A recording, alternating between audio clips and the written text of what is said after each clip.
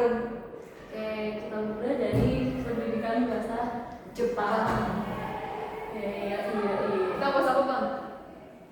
Kita mau bahas nih hal yang ya deket banget sama budaya otaku. Kamu tahu nggak sebelumnya kayak misalnya nih otaku tuh paling dekat sama hal apa? Otaku tentunya anime. Kan otaku itu bisa mencakup berbagai macam itu kan, gak cuma anime. Ini pasti osi-osian gitu kan. Terus produk-produk merch dalam artian dan sebagainya gitu. Nah, kali ini kita akan membahas ya budaya konsumeris dalam kehidupan seorang otaku.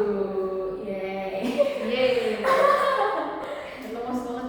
Terus nah, sebelum bahas ke kehidupan kayak satu pautan terhadap kehidupan seorang otaku nih, aku tanya lagi nih, atau mungkin kamu nanya lagi, kamu konsumeris itu apa? kamu mau aku tanya atau mau aku jawab? Bebas deh, up to you gitu. Aku ada sedikit pengetahuan ya, sedikit banget. Konsumeris. Kalau dilihat dari kata kuncinya sih ya, itu konsumsi. Kalau yang aku tahu gitu ya, kayak di pelajaran IPS kalau nggak salah itu, konsumsi itu pada intinya kan menghabiskan dengan suatu barang atau jasa gitu kan. Jadi kurang lebih seperti itu nggak sih? Ya, bener setengah mas. Kan itu ada dua kata, konsumen sama reason. Reason itu sifat penggunaan gitu. Nah, jadi kita di sini bisa terkesimpulan dari apa ya, kata-kata kamu sebelumnya ya, Romi. Konsumerisme itu budaya kita nih menghabiskan nilai barang atau jasa secara berlebihan. Aduh, Itu hal yang sangat fatal kan? fatal. Nah, apa sih kaitannya dengan kehidupan seorang otaku gitu? Menurutku ada nggak kaitannya budaya konsumeris tersebut dengan kehidupan seorang otaku yang notabene kita kan ya obses dengan anime gitu.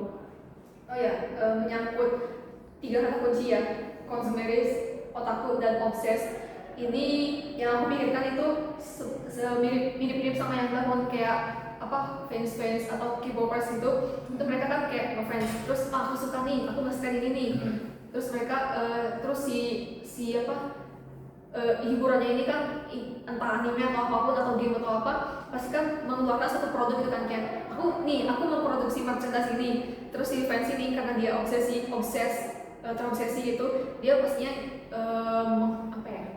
mengeluarkan uangnya buat membeli si merch ini, ya enggak? Iya, kita rela spend money berpuluh ribu ataupun beratus-ratus ribu untuk membeli kesukaan kita atau osi kita. Entah itu sebenarnya hal tersebut mencakup selain otaku ya, kayak K-popers yang gemar juga bisa kan. Nah, gitu. Nah, menurut kamu nih, kalau misalnya budaya konsumerisme itu tetap kayak ibaratnya kayak mengikat seorang otaku gitu, kayak apa ya efek seorang otaku tersebut? Kalau apapun deh. Kalau aku sebagai anak kos yang memang sebagai anak kos dan sebagai seseorang yang masih bergantung sama orang tua, dan tentunya pemasukan bulanan aku juga itu bergantung sama orang tua dan memang terbatas gitu kan. Nah, tentunya ini ya dari sudut pandangku yang sebagai itu, efeknya terhadap seorang otaku, perilaku konsumerisme ini. Yang pertama, tentu boros dan boncos. Kita kalau gak bisa mengontrol nafsu kita, itu kan dari nafsu gitu kan. Aku pengen beli ini, aku gak sabar, aku gak bisa menahan hawa nafsuku gitu. Itu kalau kita emang gak bisa menahan, kita bakalan secara tidak sadar atau secara impulsif itu menggunakan uang atau shiokuri atau saldo kita yang dikirim dari orang tua itu untuk ngabisin untuk mengklaim atau mengamankan slot barang eksklusif tersebut gitu.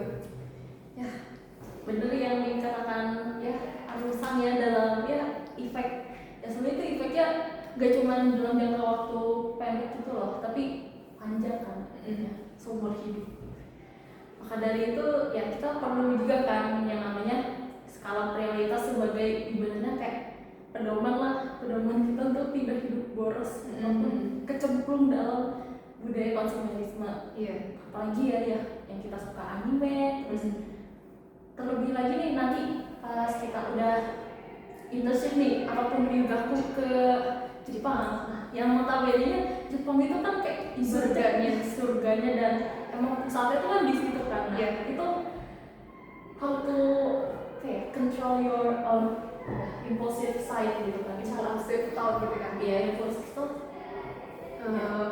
Kalau aku ini lagi-lagi dari sudut pandang sebagai mahasiswa yang semakin terbatas itu, karena bagaimanapun kan penonton ini juga kan mungkin sebagai mahasiswa juga, jadi ini dengarkan baik-baik. Kalau aku sebagai orang yang kayak gitu, mungkin yang pertama saya kenapa? Pertama, apapun alasannya dia mau internship ataupun juga aku, kita tuh kan ada usaha, ada apa ya, ada effort, ada usaha, ada modal gitu kan. Kita tuh mengeluarkan banyak uang untuk mencapai tujuan ke Jepang itu. Jadi kesimpulannya gitu, setibanya di Jepang, jangan dengan mudah kita tuh kayak mengeluarkan uang yang udah kita hasilkan dari kerja keras itu gitu.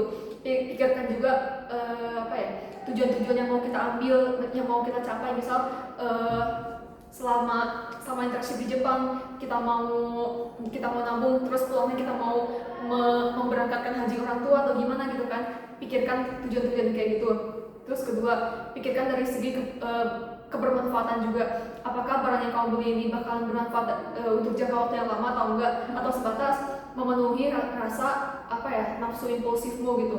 Kalau sampai memenuhi itu kan sementara doang kan, memenuhi dalam jangka waktu pendek, dan gak lama lagi impulsif thought itu bakal terus bermunculan dan kamu akan terus bergerak untuk memenuhi impulsif thought tersebut. Mungkin itu sih yang aku pikirkan gitu kan, prioritasnya itu. Yang pertama itu tadi berarti sayangi duit, sayangi dompet. Terus yang kedua itu berarti skala prioritasnya gitu, apakah ini bermanfaat atau enggaknya gitu. Tapi ya aku sebagai yang selalu melakukan budaya konsumeris gitu kan di masa lalu gitu. Aku tuh dulu ya mengemban kata-kata atau quote kayak seperti ini lebih baik menyesal membeli ketimbang menyesal tidak membeli, sebab barang langka kemana mau dicari. Itu kayak kata-kata yang selama ini aku sebelumnya sebelum aku ngekos itu selalu jadi ibaratnya kayak pegangan aku kalau udah membeli merchandise kan, terutama kalau misalnya Oshiku tuh ulang tahun kan, itu langsung kayak kayak list barang-barangnya kayak anime bagus yang mau aku kumpulin ataupun mau aku panjang, nanti ada kayak entah itu kayak kompetisi itu sesama fans itu pasti langsung kayak kan karena aku beli di platform media sosial, pasti nanti dalam periode tertentu tuh ada istilah yang aku tercandu entah itu di urutan beberapa gitu, itu budaya konsumeris. Nah itu gimana? Tapi bentar pun mendengar quote yang kamu terapkan itu, kalau bagiku itu somehow lebih terdengar seperti ini. Itu tuh suatu justifikasi atau pembenaran terhadap suatu tindakan salah. Salahnya apa? Itu kan kayak itu tuh seperti menormalisasi atau membenarkan pikiran impulsif kamu, supaya supaya kita tuh tidak merasa bersalah kayak aduh duitku habis 500.000 buat beli ini doang gitu.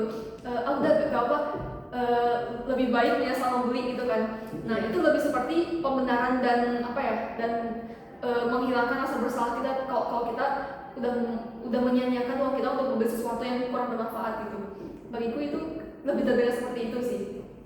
Jadi ibaratnya itu bukan seperti kayak aku kayaknya aku beli ini nih karena atas dasar nanti kalau misalnya barangnya udah langka gitu kan, nanti aku nyarinya kemana-mana susah dengan harga yang masih tinggi. Berarti itu kayak aku memberi justifikasi sebuah kesalahan. Lagian ini ya ini sebenarnya dari sudut pandang seseorang yang emang hidupnya tawar-tawar aja, datar-datar aja kan gitu.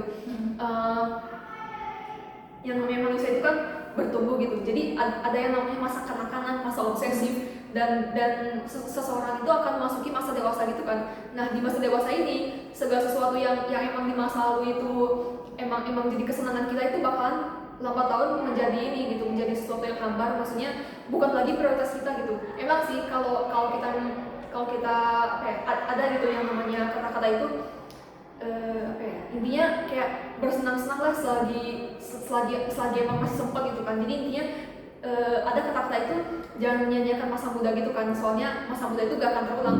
Tapi perlu dikontrol juga sih, soalnya kalau kayak tadi gitu apa ya, barang-barang yang saat ini kamu gencar buat cari, terus apa ya, kamu habiskan uang buat beli itu gitu, suatu saat di masa tua bisa jadi itu bagimu udah gak ada nilainya lagi gitu. Jadi sebatas kesenangan sementara gitu. Dan ya itu terakhir kata kamu yang terasa hambar sekarang itu benar-benar ya kejadian ke diriku setelah sampai di perantauan ini, karena kayak setelah kamu yang beli apa?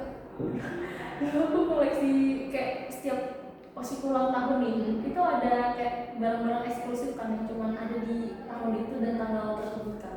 Nah kalau di tahun berikutnya udah gak ada. Nah itu aku suka koleksi kayak sampai berpieces-pieces gitu. Oh iya. Dan ya itu sekarang setelah aku udah gak di rumah kan nih, udah pindah ke kos. Nah itu jadi terbengkalai yang ya bisa dibilang itu seperti altar angker itu udah tidak terurus, karena emang bentuknya tuh kayak altar gitu. Oh iya. Nanti aku akan selipin gambarnya, contoh altarnya yang bermaksud altar terbengkalai.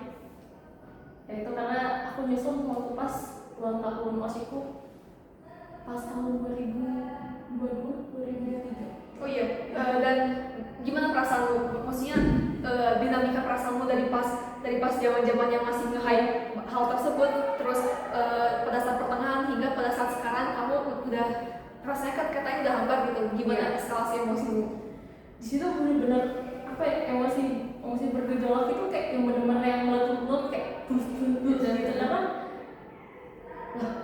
ternyata aku spend semua kayak Zenbu atau Shino Okane, include Shiokuri juga, itu buat hal-hal yang sekarang jadi ikanai mono gitu. Waduh. Terus juga kalau misalnya dijual harganya pasti miring. Iya. Miringnya tuh kan cuma bukan yang kayak gitu, tapi miring banget gitu kan, jatuh gitu. Karena sekarang ternyata tuh ada kayak aplikasi barang bekas gitu loh, namanya Mercari sama Surugaya. Gitu. Betul. Terus itu kan aplikasi jual barang second gitu kan. Nah, situ banyak merch osi-osiku yang dari tahun kemarin tuh dijual dengan harga yang miringnya tuh miring banget. Itu sangat-sangat menyesak gitu loh. Jadi melihat dari pengalamanmu gitu, maksudnya dengan perbandingan gitu kan, kamu lebih memilih tindakan yang seperti itu, maksudnya yang beli pas lagi nge-hype-nya terus sekarang kamu menjual ke orang lain, atau lebih baik kamu belinya sekarang pas harganya udah miring tapi kamu ketinggalan hype-nya itu, atau gimana? Aku lebih baik ya sebenarnya pengen gitu, karena aku suka sama osi ini kan, jadi aku lebih mengontrol impulsiku untuk tidak membeli barang secara ini kan, langsung jebret, langsung beli dalam kuantiti yang banyak gitu. Sama pas aku nunggu atau pas barangnya itu udah miring banget, tapi emang harus mengontrol lagi, entah itu aku beli 1 atau 2 barang aja udah cukup gitu kan. Jadi kamu tetap memprioritaskan beli barangnya pada saat itu juga, tapi dengan kuantitas atau dengan jumlah barang yang lebih dikontrol lagi gitu ya. Jadi misal 1 atau 2 gitu. Berarti sebelumnya kamu belinya banyak dong? Iya. Berapa pembelian paling banyak dalam satu waktu? Dalam satu waktu itu aku beli set gitu. Namanya berapa isinya? Yang namanya set pasti yang banyak kan. Satu set itu isinya ada 3 diorama terus kayak bandage gitu, kayak sama satu lagi tuh bolpen gitu. Oh iya. Satu 3 gitu. Oh, berapa itu? Terus kita ya 300 lebih plus gitu.